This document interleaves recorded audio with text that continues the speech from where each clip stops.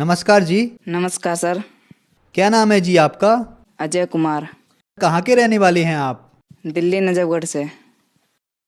संत रामपाल जी महाराज से नाम दीक्षा आपने कब ली? मैंने संत रामपाल जी महाराज से दीक्षा 20 अक्टूबर 2013 को ली। संत रामपाल जी महाराज से नाम दीक्षा लेने से पहले आप क्या भक्ति साधनाएं करते थे? हम ब्रह्मा विष्णु महेश सबकी पूजा करते थे और इनमें से सर्वश्रेष्ठ शंकर जी को मानते थे। इनकी भक्ति करते करते यानी हमारे पापा के ऊपर 6-7 लाख का कर्ज हो गया था। हम 10-10 रुपए के लिए तरसते थे उनकी भक्ति करते करते। फिर संत रामपाल जी महाराज की शरण में आप कैसे आए? हमारे यहाँ पे एक अंकल रहते थे, राकेश राकेश दास, और उन्होंने मेरे पापा को बताया कि संत रामपाल जी महाराज की शरण में चले जाओ, आपकी सभी परेशानियां दूर हो जाएंगी। तो मेरे पापा को ज्ञान गंगा दी पुस्तक, तो मैं एक एक अक्षर पढ़ पढ़ के पापा को सुनाया करता। तो पापा बोले कि ना, इन गुरु जी की शरण में जाना चाहिए। तो मैंने कहा ठीक है चले जाओ, मैं भी चलूँगा। तो आए हम सतलोक आश्रम बरबाला में आए। पहले हम भक्तों से बोले कि ना हमें बाबा जी से मिलना है, गुरु जी को बोले कि बाबा जी से मिलना है। तो वो भगत साहब बोले कि बाबा जी नहीं बोलते, संत रामपाल जी महाराज हैं, उनसे। हमने कहा हाँ गलती हो गई, तो उनसे मिलना। तो पहले बोले कि नाम दीक्षा लो, जब जाके मिलो। तो हमने कहा कि हमें, हमारी आर्थिक स्थिति बहुत खराब है। तो वो भगत जी बोले कि ना पहले नाम दीक्षा ले लो, संत रामपाल जी महाराज सभी परेशानियां दूर करेंगे। तो हमने नाम दीक्षा ली, मेरे पापा ने नाम दीक्षा ली 20 फरवरी 2013 को नाम दीक्षा ली। सर, आपने संत रामपाल जी महाराज से नाम दीक्षा ली, तो जिस परेशानियों के लिए आप गए थे, आप पे इतना कर्जा था, आपके पापा पे इतना कर्जा था, तो क्या वो परेशानी आपकी दूर हुई? हाँ जी, संत रामपाल जी महाराज जी के शरण में आने से हमें बहुत सारे लाभ हुए। मेरे पापा के ऊपर 6-7 लाख रुपए का कर्ज था, वो अब बिल्कुल नॉर्मल हो चुका है। हम पहले 10-10 रुपए के लिए तरसते थे। मेरे पापा ने संत रामपाल जी महाराज से दर्शन लिए और आशीर्वाद दिया संत रामपाल जी महाराज ने। तो पापा ने बताया ऐसे ऐसे परेशानी है घर में। तो संत रामपाल जी महाराज बोले कि भक्ति करते रहो और भगवान सब सही करेंगे। तो पापा घर पे आ गए। फिर धीरे धीरे भक्ति करते करते मेरे को नाम दिलाया पापा ने। 6-7 महीने हो गए मैंने नाम लिया, और फिर धीरे धीरे भक्ति करते करते मैंने और पापा ने ही नाम ले रखा था। घर पे किसी ने नाम नहीं ले रखा था, तो सब विरोध करते थे। तो मैं भक्ति करता रहता था। तो गुरु जी की दया से अब हमारी आर्थिक स्थिति बहुत सुधार आ चुका है।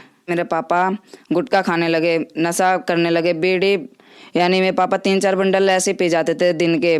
गुटखे काफ़ी खा जाते, 50-60 रोज के खा जाते। तो गुटखा खाते खाते मेरे पापा को इस गाल में थोड़ी प्रॉब्लम हुई। प्रॉब्लम होने के बाद पापा ने जब चेकअप कराया तो डॉक्टर ने कहा कि कैंसर हो गया है। मेरे पापा से बोले डॉक्टर कि कैंसर हो गया है, अगर इसका इलाज नहीं कराया तो अब खत्म हो सकते हो। पापा ने बोला कि ना, भगवान जो करेगा सही करेगा, हमारे पास इतने पैसे नहीं है। फिर संत रामपाल जी महाराज जी की शरण में जाने से मेरे पापा का कैंसर पूर्ण रूप से, बिना किसी दवाई के व बिना किसी ऑपरेशन के, मेरे पापा का कैंसर संत रामपाल जी महाराज जी की दया से ठीक हो गया। एक लाभ ये हुआ कि मैं दिल्ली में मुंडका में सतलोक आश्रम में संत रामपाल जी महाराज जी का, मैं वहाँ पे जा रहा था नजफगढ़ से।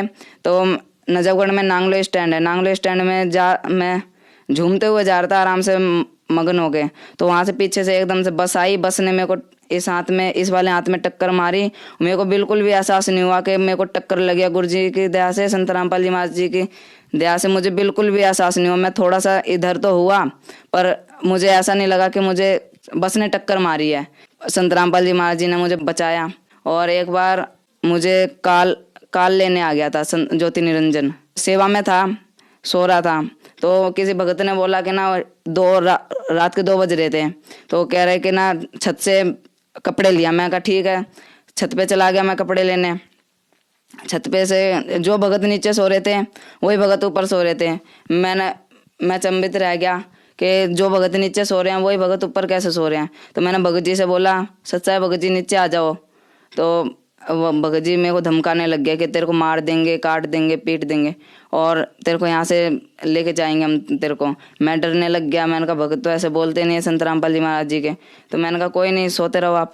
मैं कपड़े लिए और जैसे ही गेट के अंदर आया, गेट बंद करने लगा, तो एक मोटा सा आदमी था, काला, बहुत लंबा, यानी बहुत भयानक था। तो वो लेने आ गया, कह रहा चल तेरा टाइम पूरा हो गया। मैं रोने लग गया। मैंने कहा कौन सा टाइम, कह रहे तूने इतने तेरे को जीना था। मैंने कहा, मैं रोने लग गया। फिर मैं अपना प्रथम मंत्र जो संत रामपाल जी महाराज जी की दया से मिला था और जो सतनाम, मैं दोनों करने लग गया। जैसे प्रथम मंत्र करा तो उसमें कुछ असर नहीं हुआ। मैंने सतनाम जैसे ही किया तो वैसे ही उसने हाथ छोड़ दिया और दूर भाग गया। तो मैं रो रहा था। तो मैं अपने संत रामपाल जी महाराज जी को याद किया। मैंने कहा गुरु जी अब आप ही आके बचाओ। संत रामपाल जी महाराज तुरंत प्रकट होते हैं। संत रामपाल जी महाराज जी मुझे देखते हैं और बोलते हैं क्या हो गया बेटा। मैंने कहा गुरु जी देखना परेशान कर रहे हैं। तो गुरु जी बोलते हैं कि ना अपने पास बुलाते हैं, कह रहे रो मत यहाँ पे। अब मैं आ गया हूँ ना तो गुरु जी मैं रोना चुप हो जाता हूँ। ज्योति निरंजन के यमदूत थे जो मुझे लेने आए थे, संत रामपाल जी महाराज को देखते ही घुटने पर टिक गए और जैसे नीचे सर झुका लिए संत रामपाल जी महाराज जी को देख के। तो संत रामपाल जी महाराज जी ने बोला इसको परेशान क्यों कर रहे हो, ये कबीर परमात्मा का बच्चा है, तुम इसको परेशान क्यों कर रहे हो। तो वो बोलने लगे कि ना गुरुजी गलती हो गई, परमात्मा गलती हो गई। तो गुरुजी बोले ऐसे थोड़ी ना गलती हो जाती है। तो गुरुजी ने 2-2 थप्पड़ लगाए उन्हें और जैसे 2-2 थप्पड़ लगते गए ना वैसे वो आगे बढ़ते गए। जैसे लाइन से जैसे कोई आशीर्वाद लेता है वो चले जाते हैं। तो 2-2 थप्पड़ लगते गए और आगे बढ़ते गए। तो माफ़ी मांगते गए, गुरुजी अब से नहीं होगा, आपके किसी भगत के पास नहीं आएंगे। तो गुरुजी बोले अब से आ भी मत जाना, नहीं तो तुम्हें लोक निकाला दे दूंगा। तो बोले कि ठीक है। फिर संत रामपाल जी महाराज जी बोले बेटा ऐसी चीज़ों में घबराते नहीं है, अच्छी तरह भक्ति कर। मैं कहा ठीक है गुरुजी अब से ध्यान रखूंगा। गुरुजी बोले ठीक है सत साहेब। मैं सत साहेब करी और गुरुजी चले गए। फिर मेरी एकदम से नींद खुली तो मेरे पसीने पसीने हो रहे थे। ऐसे कई लाभ हुए हैं संत रामपाल जी महाराज जी के शरण में आने से। और एक बार क्या हुआ कि ना 10,000 रुपये दिए पापा ने कि रख ले। मैं कहा ठीक है। मैं प्रणाम स्थल पे जहाँ पे संत रामपाल जी महाराज जी की ज्योति करते हैं वहाँ पे रख दिए नीचे ज्योति के नीचे। तो पापा आए थोड़ी देर बाद, 1-2 घंटे बाद, कह रहे 5,000 रुपये दे दे। मैं कहा ले लो, वो रखे। तो पापा ने ले लिए 5,000 रुपये और रख दिए। मैं कहा ठीक है ले जाओ आप। फिर शाम के टाइम में आते हैं, बोलते हैं कि 5,000 रुपये और दे दे, देने किसी के कमरा किराया देना है। मैं कहा ठीक है ले जाओ। फिर जब मैं 5,000 रुपये गिनता हूँ ना तो वो उतने 10,000 के 10,000 रुपये मिलते हैं मुझे। फिर मैं पापा से पूछता हूँ पापा आपने 10,000 रुपये 5,000 और रुपये रखे हैं क्या। पापा बोले मैंने एक भी रुपये नहीं रखे यहाँ पे। तो पापा, मैंने कहा गुरुजी रख गए। पापा बोले हाँ भगवान तो कुछ भी कर सकता है। फिर उनसे खर्चा चल गया। और जैसे कि हमारी आर्थिक स्थिति बहुत ज़्यादा ख़राब थी तो जब मुंडका आश्रम जाना होता था मुझे तो मैं रोता था। मेरे पे 15 रुपये भी नहीं होते थे।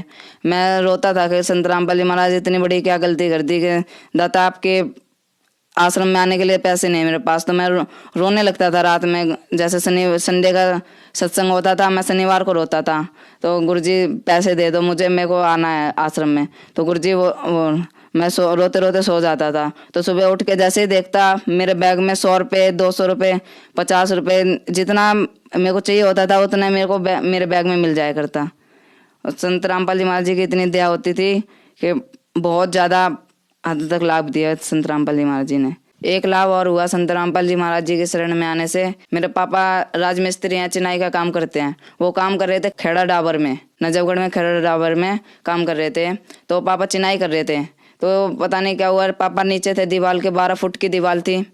पापा नीचे काम कर रहे थे, वो एकदम से क्या होता अचानक वो दीवार गिर जाती पापा के ऊपर। अब वो जितने भी मकान मालिक होते हैं और मिस्त्री होते हैं सब डर जाते हैं कि अब ये तो ख़त्म हो गया।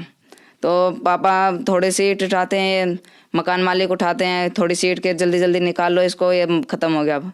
तो जैसे थोड़ी सीट ऊपर से उठाते हैं तो पापा अपने आप खड़े हो जाते हैं। तो मालिक देखते हैं कि कुछ भी नहीं हुआ इसको। तो हाथ पैर चेक करते हैं उस पापा के और बनियान खोल के देखते हैं कि कुछ भी खरोच नहीं आती। तो पापा बोलते हैं मैं संत रामपाल जी महाराज का शिष्य हूँ, पूर्ण परमात्मा का बच्चा हूँ, मेरे को कुछ नहीं हो सकता जब तक मेरा गुरुजी मेरे साथ है।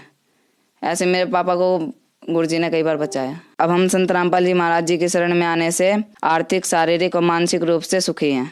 अजय जी, जैसा कि आपने बताया कि आपने संत रामपाल जी महाराज से नाम दीक्षा ली, उसके बाद आपके घर में सुखों का भंडार आ गया, आपके पापा की कैंसर की बीमारी ठीक हुई, आपकी आर्थिक स्थिति ठीक हुई।